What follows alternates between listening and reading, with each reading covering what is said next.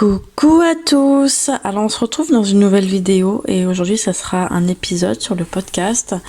C'est une vidéo qui était beaucoup demandée sur Instagram, donc aujourd'hui je vous parle du pardon, comment je l'ai pardonné, l'inceste que j'ai vécu. Et donc aujourd'hui je vais commencer par déjà les thérapies que j'ai pu faire. Alors j'ai commencé par voir une psychologue, c'était il y a un moment, c'était en 2005 il me semble, 2006. Cette première psychologue, elle m'a fait, je pense que c'était aussi une hypnothérapeute de souvenirs, parce qu'elle m'a fait 2 séances d'hypnose où là j'ai pu voir encore d'autres abus sur moi, voilà.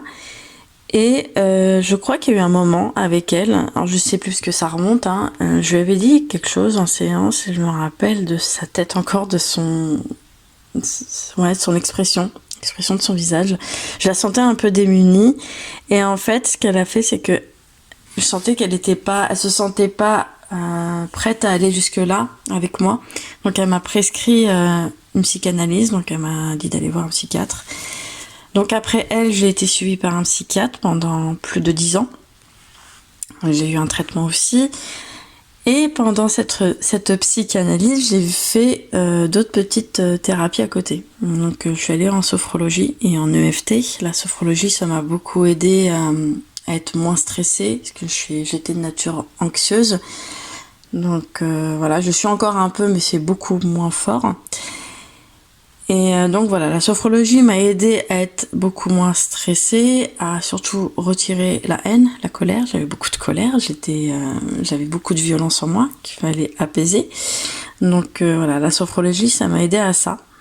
L'EFT aussi. L'EFT, ça m'a aidée aussi à être moins sensible, à moins prendre les choses au premier degré.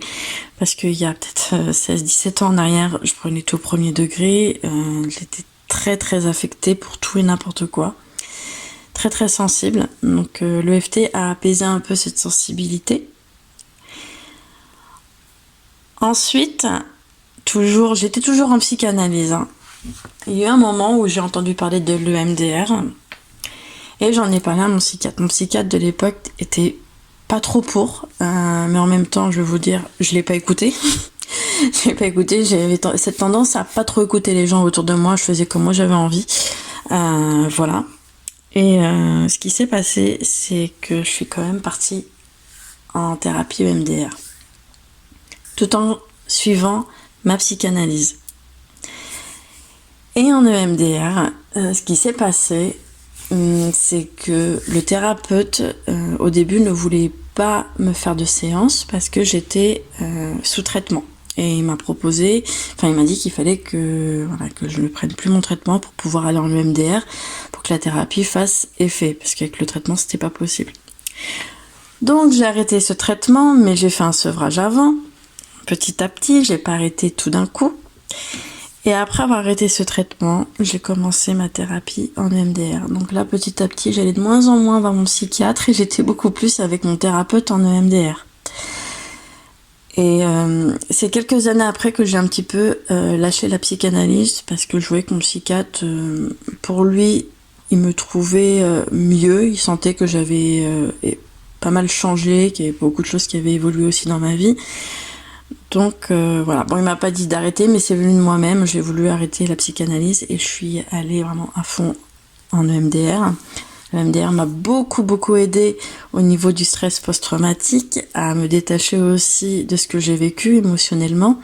Ça m'a beaucoup aidé à ce niveau-là. Ensuite, après l'EMDR, j'ai eu quelques séances, pas beaucoup, parce que c'est vrai que aussi financièrement c'était compliqué, donc j'ai pas pu aller trop loin. Mais j'ai fait de la psychogénéalogie. Et ça m'a aidé, pas qu'au niveau de ce que j'ai vécu, mais aussi au niveau de ma famille. De ce qu'il y a pu avoir dans ma famille. J'ai compris que du côté maternel comme paternel, pratiquement toutes les femmes, pratiquement toutes, avaient vécu ce que moi j'ai vécu. Voilà, ça je l'ai un peu compris dans cette thérapie-là. Et déjà là, je commençais petit à petit aussi à faire des recherches, à regarder un peu partout sur Internet. Je lisais beaucoup de livres aussi sur le développement personnel. Et il y a aussi beaucoup de références qui m'ont aidée dans mon cheminement, comme Paul Racamier. Les livres de Racamier m'ont beaucoup aidé. Et aussi les livres de Marie-Estelle Dupont, mais pas que ces livres. Je regardais aussi beaucoup de webinaires de Marie-Estelle Dupont. Et c'est aussi pour ça qu'aujourd'hui, je sais qu'il y en a vont se reconnaître, mes patientes voient que j'utilise aussi ces méthodes à elles. C'est vraiment une référence pour moi. Je prends quelques méthodes, quelques-unes, hein, pas toutes, de Marie-Estelle Dupont dans mes séances en maïeusthésie. Donc voilà, il y a aussi les vidéos de Bruno Clavier qui m'ont beaucoup aidé. Je vous mettrai de toute façon en barre de description toutes ces personnes-là. Vous pourrez aller voir qui ils sont, qui elles sont. Et ensuite, j'ai commencé à aller en maïeusthésie. En maïeusthésie, j'en ai entendu parler à travers un groupe sur Facebook. Et j'ai eu quelques séances en maïeusthésie et c'est là que le pardon est arrivé grâce à mon thérapeute en maïeusthésie, mon ancien thérapeute. J'ai encore des contacts avec lui. Je parle beaucoup avec lui parce que c'est lui aussi qui m'a fait prendre conscience que j'adorais en fait, et je l'adore toujours, c'est pour ça que je suis dedans. Il m'a fait prendre conscience que je pouvais être thérapeute en maïeusthésie. Mais il a fait vraiment subtilement, et puis je pense que moi aussi j'étais vraiment à l'aise dans cette méthode-là parce que c'est la première fois de ma vie que dans une séance en thérapie, je me sentais pas spectatrice, j'étais vraiment actrice. C'est moi qui menais la danse dans la thérapie. C'était pas mon thérapeute, c'était moi la guide. Donc voilà, c'était tout l'inverse. J'avais vraiment, je voyais que c'était le thérapeute mon copilote et moi le pilote de la séance. Et donc voilà, et un truc que j'ai remarqué, c'est qu'à chaque fois que j'avais une séance avec lui en maïeusthésie, vers la fin, toujours vers la fin, il me donnait quelques méthodes sur comment aussi travailler, comment amener des questions pour après, quand je serai réellement dans mon rôle de thérapeute, le rôle que j'ai actuellement. Et donc la maïeusthésie, en plus de faire les séances de maïeusthésie, j'ai commencé aussi à rentrer dans le monde spirituel, dans le développement spirituel tout simplement. Et là, j'ai beaucoup regardé de vidéos de Arnaud Rioux qui m'ont beaucoup aidé. Kayara aussi, c'est une auteure. Elle a écrit le Code Sophia. On parle beaucoup de ce livre sur les réseaux. J'ai aussi beaucoup lu les livres de Mallory Malmasson qui m'ont beaucoup aidé, Isabelle Serre, Omram Michael aussi, c'est des références, c'est toutes ces références-là qui m'ont aidé à aller vers mon éveil, pour m'éveiller spirituellement, ouvrir ma conscience. Donc voilà, ça m'a beaucoup aidé aussi à aller vers le pardon, en plus de la maïeusthésie. Et donc moi le pardon il est arrivé comme ça. C'était vraiment pendant la période où j'étais patiente en maïeusthésie. Il y a eu un soir où j'ai senti quelque chose au niveau du cœur. J'ai pleuré d'un coup et j'ai eu la sensation d'avoir l'âme de la personne qui m'incestait à côté de moi. C'était vraiment une sensation bizarre et en même temps j'ai ressenti énormément d'amour dans mon cœur et ça m'a fait pleurer. J'ai pleuré pendant je sais pas combien de temps, peut-être 1 heure, tellement c'était fort. Et j'ai senti une forme de libération à l'intérieur de moi. Donc voilà, et là je sentais que c'était un pardon qui était en train d'arriver. Donc voilà, j'ai vraiment vécu physiquement, émotionnellement, il y a eu quelque chose de très fort qui s'est passé dans le corps aussi. Et c'est après ça que j'ai commencé à me renseigner sur la maïeusthésie, sur la formation en maïeusthésie. J'ai trouvé une école sur Paris et j'ai fait ma formation. Donc voilà, maintenant je suis vraiment dedans, je suis thérapeute dessus sur la maïeusthésie. Et en plus à côté, j'ai fait aussi des formations pour être professeur de méditation et lithothérapeute. Donc voilà, maintenant j'inclus tout ça dans mon activité. J'accompagne les femmes qui ont vécu l'inceste avec la maïeusthésie, mais alors en plus avec les pierres, la lithothérapie. Et ça m'arrive aussi parfois de leur faire des séances de méditation. Donc voilà. Et moi j'ai remarqué aussi une chose qui m'a aidé à aller vers le pardon, c'est de se donner en fait des objectifs, des petits buts dans votre vie.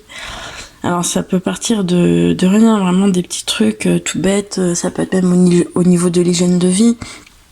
Le fait de se dire, allez, je vais faire, pas forcément un régime parce que j'en ai fait beaucoup, je sais que c'est pas bon, mais au moins un rééquilibrage alimentaire en vous disant, allez, je vais essayer de perdre 3-4 kilos, vous donner un objectif comme ça, ou même un objectif...